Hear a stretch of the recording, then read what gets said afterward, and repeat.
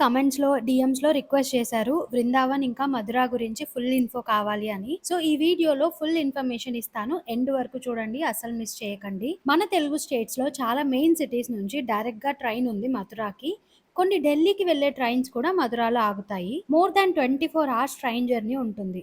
And మెయిన్‌గా వింటర్‌లో వెళ్ళండి. లేకపోతే ఫుల్ ఎండలు, హ్యూమిడిటీ ఉంటుంది. అస్సలు ఎక్స్‌ప్లోర్ చేయలేము. మీ దగ్గర మంచిగా టైం ఉంటే ఆగ్రా, మథుర, బృందావన్, ఢిల్లీ అన్నీ ఒకటేసారి ప్లాన్ చేసుకోండి. చాలా దగ్గరగా ఉంటాయి ఈ ప్లేసెస్ అన్నీ. హైదరాబాద్ ఆర్ వైజాగ్ నుంచి మథుర ట్రైన్ డీటెయిల్స్ డిస్క్రిప్షన్‌లో ఇస్తాను. చెక్ చేయండి. మీరు ఫ్లైట్‌లో రావాలంటే ఆగ్రా ఆర్ ఢిల్లీకొచ్చి అక్కడి నుంచి మథురాకి రావాలి. మేము బై కార్ వచ్చాము. ఎందుకంటే లడాఖ్‌కెళ్తున్నాం కాబట్టి. ఆన్ ద వేలో మథుర అండ్ బృందావన్‌ని విజిట్ చేద్దాం అనుకున్నాము. మీరు కార్‌లో వస్తే మథురాలో ప్రాబ్లమ్ లేదు గానీ, బృందావన్‌లో మన ఓన్ వెహికల్‌లో వెళ్ళనివ్వరు. ఇక్కడ మనల్ని స్టాప్ చేసేసి పక్కనే పెయిడ్ పార్కింగ్ ఉంటుంది. పర్ డేకి రూ. 100 తీసుకుంటారు. అక్కడి నుంచి ఎలక్ట్రిక్ ఆటోస్ గానీ, రిక్షాస్ కానీ తీసుకొని టెంపుల్స్ అన్నీ చూసి రావాలి. ఎందుకంటే లోపల చాలా క్రౌడ్ ఉంటుంది. అండ్ సందులు గూడా చాలా చిన్నవుంటాయి. అందరూ కార్స్, బైక్స్ అని యేసుకొని ఎళ్ళిపోతే ఇంక ఫుల్ ట్రాఫిక్ అయిపోతది. చాలా చిన్నగుంటది ఏరియా. టెంపుల్ ఓపెన్‌లో ఉంటే మన కార్స్ అలో చెయ్యరు. అదే ఆఫ్టర్‌నూన్ టైమ్‌లో 12-4 వరకు టెంపుల్ క్లోజ్ ఉంటుంది. అప్పుడు మన కార్స్ ఓపెన్ చేస్తారు. సేమ్ ఈవినింగ్ గూడా టెంపుల్ క్లోజ్ చేశాక మన కార్ తీసుకొని బృందావన్ లోపలికెళ్ళొచ్చు. నెక్స్ట్ స్టేకి చాలా బడ్జెట్ ఫ్రెండ్లీ ఆప్షన్స్ ఉన్నాయి. బుకింగ్.కామ్‌లో మంచి రేటింగ్ చూసి బుక్ చేసుకోండి. బిలో 1500లో మీకు దొరికేస్తుంది.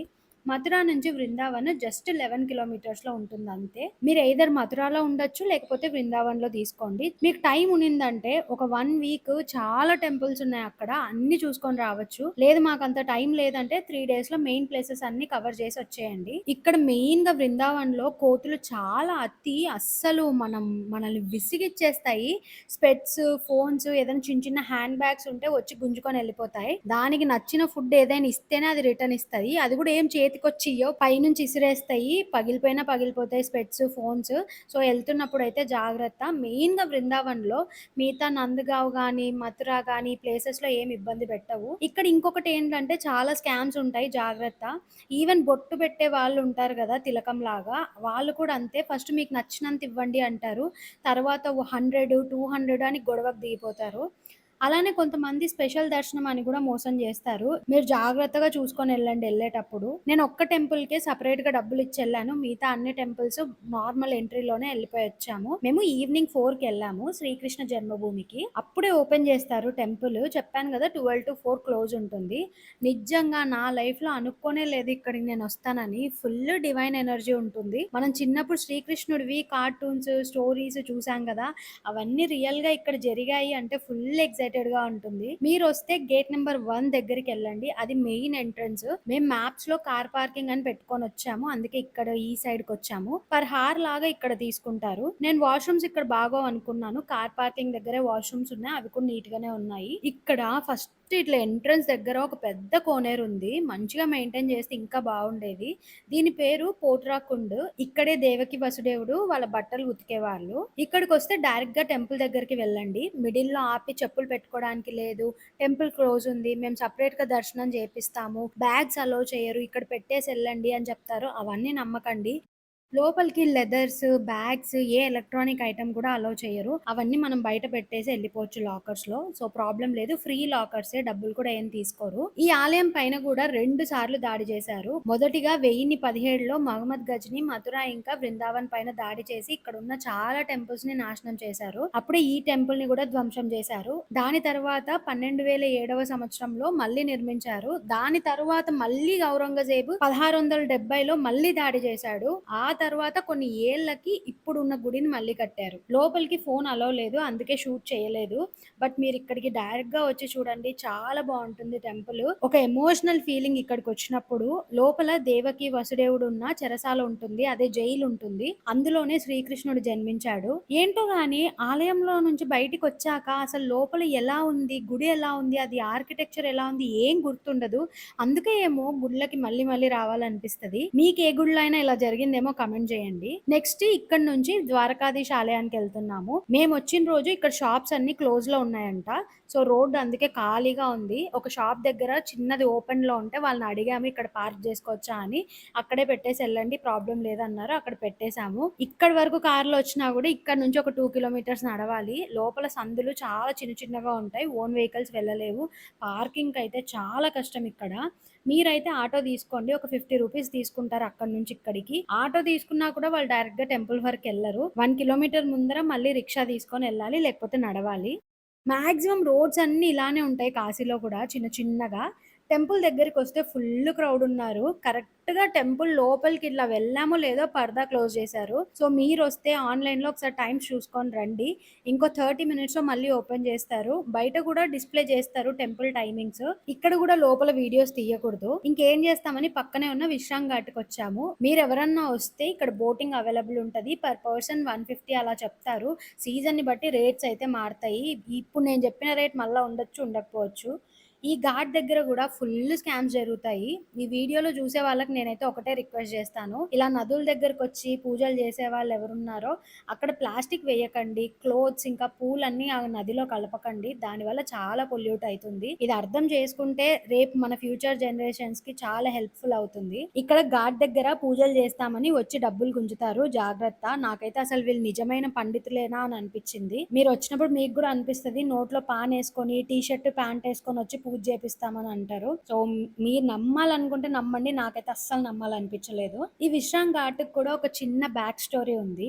శ్రీకృష్ణుడు కంసుడిని అంతం చేసిన తర్వాత ఈ ఘాట్ దగ్గర యమునా నదిలో కాళ్ళు, చేతులు కడుక్కొని విశ్రాంతి తీసుకున్నాడు. అందుకే ఈ ఘాట్‌కి విశ్రామ్ ఘాట్ అని పేరొచ్చింది.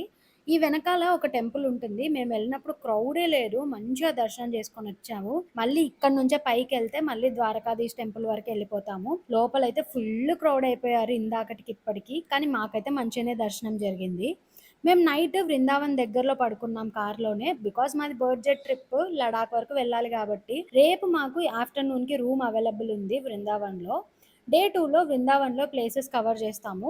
ఎర్లీ మార్నింగ్ చాలా పీస్‌ఫుల్‌గా అనిపిచ్చింది. లైట్‌గా వర్షం గూడా పడుతుంది. నేను చెప్పాను గదా! ఇక్కడ వరకే కార్స్ అలో. ఇక్కడ కార్ పార్కింగ్ చేసేసాం. బృందావన్‌లో చూడాల్సిన ప్లేసెస్ అన్నీ బ్యారిగేడ్స్ తర్వాతనే స్టార్ట్ అయితాయి. ఎలక్ట్రిక్ ఆటో ఆర్ రిక్షా ఏదో ఒకటి తీసుకొని మనం వెళ్ళాలి. మేమనుకున్నాము ఫస్ట్ బంకే బిహారీ టెంపుల్‌కెళ్ళాలని. ఎందుకంటే నేను వీడియోస్‌లో చూసా ఫుల్ క్రౌడ్ ఉంటారు ఆ టెంపుల్ దగ్గర. ఎప్పుడు జనాలు ఉండనే ఉంటారు. మెయిన్ రోడ్ మీద నుంచే ఫస్ట్ లైన్ స్టార్ట్ అయిపోయింది. మధ్యలో ఎవరెక్కడ దూరుతారో, ఎంతసేపు అయితదో తెలీదు. మేము ఎళ్ళే ఆ వీక్‌లో చూసాను 5 అవర్స్, 7 అవర్స్ పడుతుంది ఇక్కడ దర్శనానికి అని. సో, లోపలికి ఫుట్‌వేర్ అవంతా అలో చెయ్యరు. సో, ఇక్కడే మీకు స్టార్టింగ్ నుంచే ఇట్లా చిన్న చిన్నవి ఉంటాయి. ఇక్కడ పెట్టేసెళ్ళాలి. మేము లోపల ఉండవని అనుకున్నాం. వెళ్ళే కొద్దీ ఒక 3, 4 ఉన్నాయి రోడ్డు మీదనే. ఇక్కడ పెట్టేసెళ్ళొచ్చు. ఫోన్స్ అయితే తీసుకొనెళ్ళొచ్చు ప్రాబ్లమ్ లేదు. లైట్‌గా వర్షం పడుతుంది. మేమైతే ఇంకా దర్శనం ఎలా అయితదో అని ఫుల్ భయపడిపోయాము. ఫోన్‌లు తడిచిపోతాయేమో, ఫుల్ క్రౌడ్ ఉంది. ఎంతసేపు ఈ వర్షంలో నిలబడాలి అని అనుకున్నాం. అప్పుడు ఒక అతనొచ్చి అడిగాడు దర్శనం చేపిస్తాను అని. 300 పర్ పర్సన్‌కి అని చెప్పాడు. సరే అనేసి 300 ఇచ్చి దర్శనానికెళ్ళాము. అయితే ఫుల్ భయపడిపోయాం. అసలు పంపిస్తాడా? లేదా? ఏమన్నా మోసం చేస్తాడా అని. అసలు లోపలికెళ్ళే వరకు మేమైతే నమ్మలేదు. అసలు లోపలైతే ఎంత అద్భుతంగా ఉన్నాడంటే శ్రీకృష్ణుడు మేమైతే ఫుల్ ఎక్సైట్ అయిపోయాము. కానీ 5 మినిట్స్ కూడా ఉండనివ్వలేదు. కానీ స్వామిని దర్శనం చేసుకున్న తర్వాత ఒక పూలమాల దండ ఇచ్చారు. ఫుల్ హ్యాపీ అయిపోయాను నేను. ఇలా మీరు కూడా ఎక్స్‌ట్రా మనీ ఇచ్చి ఎళ్ళేదుంటే దర్శనానికి మాత్రం ముందే అడగండి. దర్శనం అయిన తర్వాతనే నేను డబ్బులిస్తాను అనేసి. జాగ్రత్త వాళ్ళు చాలా ఫాస్ట్‌గా ఎళ్ళిపోతారు.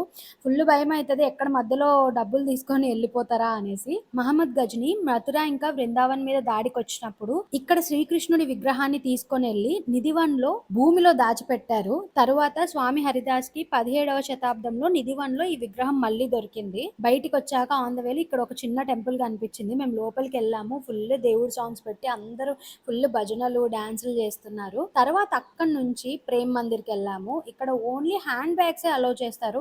వేరే ఏ బ్యాగ్స్ తీసుకెళ్ళినా కూడా అలో చేయరు. అలా అని బయట కౌంటర్ ఉందా అంటే కౌంటర్ లేదు. పక్కనే చిన్న చిన్న షాప్స్ వాళ్ళొచ్చి అడుగుతారు. మేము స్లిప్ ఇస్తాము. మా దగ్గర బ్యాగ్స్ పెట్టుకోండి అని. మా బ్యాగ్‌లో ఏం లేదు. అయినా కూడా మేము భయపడుతూనే ఉన్నాము. మళ్ళా బ్యాగ్ తిరిగిస్తారా లేదా అని. అయినా కూడా ఇంక చేసేది ఏం లేక వాళ్ళ దగ్గరే పెట్టాము. పర్ బ్యాగ్‌కి 30 రూపీస్ తీసుకుంటారు. ఫుట్‌వేర్ అయితే లోపలికేసుకొని ఎళ్ళొచ్చు. లోపల ఫ్రీగా లాకర్స్ ఉంటాయి. అక్కడ చెప్పులు వదిలేసి ఎళ్ళాలి. మీకు టైం ఉంటే ప్రేమ్ మందిర్‌కి మార్నింగ్ ఇంకా ఈవినింగ్ 2 టైమ్స్ రండి. చాలా అద్భుతంగా ఉంటుంది ఈ ఆలయము. మొత్తం పాలరాతితో కట్టారు. మేమైతే ఒక 2 అవర్స్ ఉన్నాము. బయట ఫుల్ గార్డెన్ అంతా శ్రీకృష్ణుడి లీలలు, అక్కడ జరిగిన ఘట్టాలన్నీ పెట్టారు. చాలా బాగా డిజైన్ చేశారు.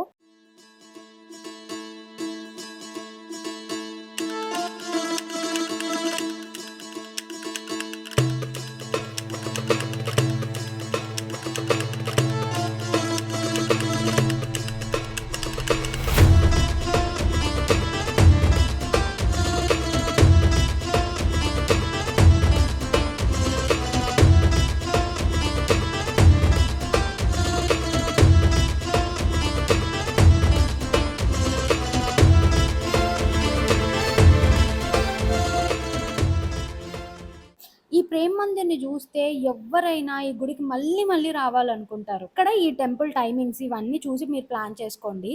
లోపల 2 ఫ్లోర్స్‌లో గుడి ఉంటుంది. ఈ షాన్లియర్ లైట్ పడి మొత్తం ఎలివేట్ అయితుంది. ఇక్కడ క్యాంటీన్ గూడా ఉంది గానీ, మాకైతే ఫుడ్ కాస్ట్‌లీ అనిపిచ్చింది. ఇంక ఏ ఆప్షన్ లేకపోతే తినాల్సిందే. నెక్స్ట్ ఇంక ఇక్కడ 2 అవర్స్ చెప్పాను గదా! 2 అవర్స్, 3 అవర్స్ టైమ్ స్పెండ్ చేసి ఇస్కాన్ టెంపుల్‌కెళ్ళాం. ఎందుకంటే మళ్ళీ అది కూడా 12కి క్లోజ్ చేసేస్తారు. ఇస్కాన్ టెంపుల్ దగ్గర కూడా బయటనే ఫుట్‌వేర్‌కి ఫ్రీగా లాకర్స్ ఉన్నాయి. అక్కడ పెట్టేసి ఎళ్ళొచ్చు. చాలా మంది అక్కడే వదిలేసి ఎళ్తున్నారు. అట్లా వదిలేసి ఎళ్తే ఇంకా మన చెప్పులు మాయిష్మతి. సో, జాగ్రత్త. ఇక్కడ కూడా లోపల వీడియోస్ తీయనీయట్లేదు పెద్దగా. అండ్ ఈ టెంపుల్ స్టోరీ ఏంటంటే, మన ఇండియాలోనే మొట్టమొదటి ఇస్కాన్ టెంపుల్ ఇక్కడే ఇదే నిర్మించారు.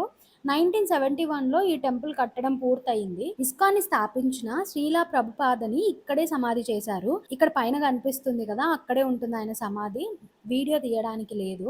మేము వెళ్ళినప్పుడు దర్శనం క్లోజ్ చేశారు. పరదా వేసునింది. ఒక 20 మినిట్స్ తర్వాత ఓపెన్ చేశారు. సో, టైమింగ్స్ అయితే మ్యాండేటరీ. లేదంటే కొంతసేపు చూసుకొని అక్కడంతా టెంపుల్ చూసి వచ్చే లోపల మీకు టైం సరిపోతది. అప్పటి వరకు ఇక్కడ చూసాం మేము గూడా. భజనలు జేస్తున్నారు. చాలా బాగునింది. అసలు మిస్ అవ్వకండి ఈ టెంపుల్. తర్వాత చూస్తే ఇక్కడ 3 ఉన్నాయి. ఒకటి ఓన్లీ శ్రీకృష్ణుడు ఉంటాడు. ఒకటి శ్రీకృష్ణుడు, బలరాముడు, మళ్ళీ శ్రీకృష్ణుడు, రాధాదేవి ఉంటారు. సో, పక్కా చూడండి. ఎళ్ళండి ఇస్కాన్ టెంపుల్‌కి. అండ్ బయటికొస్తూనే మంచిగా ప్రసాదం ఇచ్చారు. అక్కడే కూర్చొని తినేసొచ్చాము. మేము ఇస్కాన్‌కి దగ్గరలోనే రూమ్ తీసుకున్నాము. ఒక చిన్న హోమ్ స్టే. సో, మీకు కావాలి అనంటే నేను కాంటాక్ట్ డీటెయిల్స్ డిస్క్రిప్షన్‌లో ఇస్తా, చెక్ చేయండి. ఇంకా ఇక్కడ చాలా ప్లేసెస్ ఉన్నాయి చూడ్డానికి. చెప్పాను గదా! మీకు టైం ఉంటే 10 డేస్ అయినా కూడా సరిపోదు ఇక్కడ చూడ్డానికి. సో, ఈ స్క్రీన్ మీద కనిపిస్తున్న ప్లేసెస్ అన్నీ విజిట్ చేసి రండి. ఆటో వాళ్ళతో బేరం ఆడండి. ₹50 కొన్నిసార్లు ₹100 కూడా చెప్తారు. మాకైతే 20, 30 రూపీస్‌లోనే వచ్చేసారు ప్రతి ప్లేస్ దగ్గరికి పర్ పర్సన్‌కి. మేము లడాఖ్ ఎళ్ళాలి కాబట్టి కొన్ని ప్లేసెస్ స్కిప్ చేసి ఎళ్తున్నాం రిటర్న్‌లో చూద్దామనేసి. ట్రైన్ డీటెయిల్స్ కోసం అన్నీ డిస్క్రిప్షన్‌లో ఉన్నాయి. చెక్ చేయండి. అలానే ఈ వీడియోని మీ ఫ్రెండ్స్ అండ్ ఫ్యామిలీతో షేర్ చేయండి. Thank you all. బాయ్.